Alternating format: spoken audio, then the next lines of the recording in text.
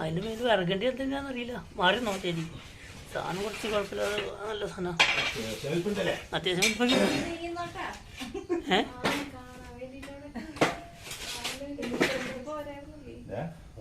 സാധനം വലിപ്പട്ടോ നിൽക്കണപ്പോക്കെ ഞാൻ ഓടിയതാണ്. അത് കുടിച്ചോളൂ. അതൊക്കെ ഇവിടെ വന്നു കഴിഞ്ഞില്ല. ഇനി അപ്പോൾ അവർ നോക്കിയോളൂ. നിങ്ങൾ പഠിക്കണ്ട.